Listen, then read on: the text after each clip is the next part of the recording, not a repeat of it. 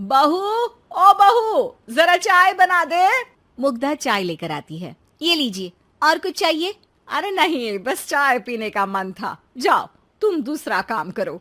चाय पीने के थोड़ी देर बाद सास दोबारा मुग्धा को आवाज लगाती है। अरे बहू रे, आओ बहू, जरा हलवा तो बना दे, मीठा खाने को मन हो रहा है। इसी तरह मुग्धा की सास पूरा समय कोई ना कोई काम बताकर उसे रसोई से बाहर तक निकलने, कभी चाय, कभी हलवा, कभी पानी तो कभी दूध, हर समय खाने को चाहिए और उसके लिए अपने हाथ पर बिल्कुल नहीं हिलाने। परेशान किया हुआ है इन्होंने। सास की जबरदस्ती परेशान करने की आदतों से दुखी मुग्धा एक शाम सचिन के साथ अपने कमरे में बैठी हुई बात कर रही होती है। सुनो जी, मम्मी जी की ये जानबूझकर मुझे परेशान करने की फरमाइशों से मैं बहुत फ्रस्ट्रेट हो चुकी हूँ। पूरे दिन में एक सेकंड का आराम नहीं मिलता। रसोई से बाहर कदम रखती नहीं कि बहू ये बना दे, बहुरी वो बना दे।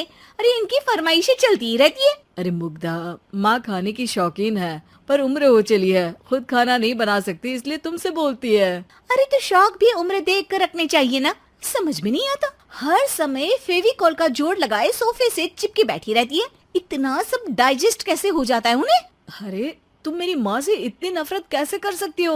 मैं उनसे नफरत नहीं करती जी, बस परेशान हूँ। जहाँ मुग्धा अपने पति से ये सब बोल रही होती है, वहीं उसकी सास भी कमरे के बाहर दरवाजे से कान लगाए सारी बातें सुन रही होती है और अगली दोपहर रसोई में मुग्धा के पास जाती है। बहू, आज ना मेरा कुछ मसालेदार खाने का मन है। तो चाय बना दूं? मुझे बहुत पसंद है। अरे ना, ऐसा कर लिट्टी चोखा बना ले। और हाँ, जितना मसाला बातों में मिलाकर पति को सुनाती हो ना, सब्जी में भी वैसे ही डाला करो, खाना स्वादिष्ट बनेगा। सास की बात सुनकर मुग्धा हैरान रह जाती है। मतलब अब पूरा समय मुझ पर हुक्म चलाने के साथ बंद कमरे में हुई पति पत्नी की बीच की बातें भी सुनती है। अरे बात जब मेरी थी तो सुनने में क्या दिक्कत है?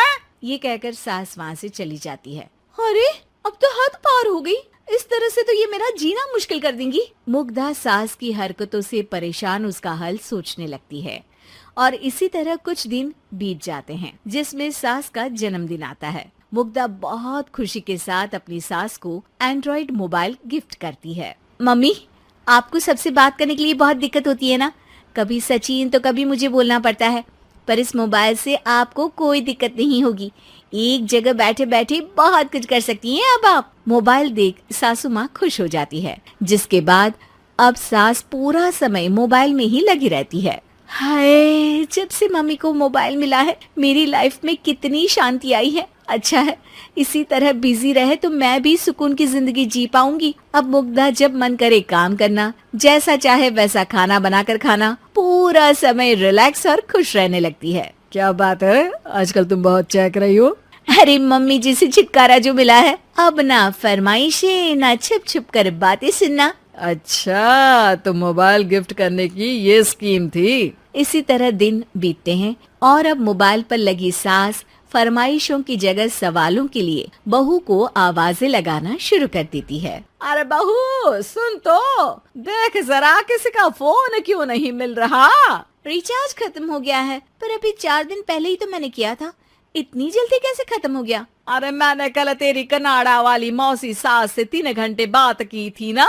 क्या इतना महंगा तो मोबाइल भी नहीं आया जितना महंगा इसका रिचार्ज पड़ रहा है। इसके बाद तो जैसे मुग्धा के दिन के 24 घंटे में से 20 घंटे सास के पास उनके मोबाइल रिलेटेड प्रॉब्लम सॉल्व करने की ड्यूटी ही बन जाती है। अरे मुग्धा, ये मोबाइल में अचानक तेरी मौसी सास की शक्ल क्यों दिखने लगी? और ये तो हिल भी रही है। मम्मी, ये गूगल डुओ का वीडियो कॉल है, इसमें आप बात करने के साथ एक दूसरे की शक्ल भी देख सकती हो। अच्छा, ये तूने मुझे पहले क्यों नहीं बताया?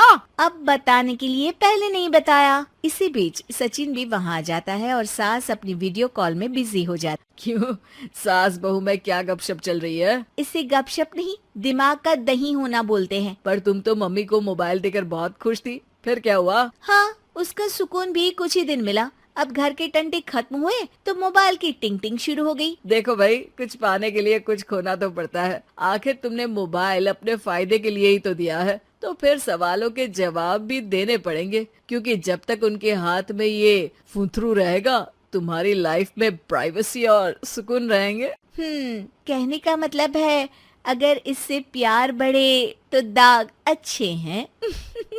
अरे मुझे पहले दिन से ही पता है मोबाइल किस मकसद से दिया गया है। भूलो मत, इससे पहले मैं बातें ही सुनती थी। सास की ये बात सुनकर मुग्धा शॉक में और सचिन हंसता रह जाता है।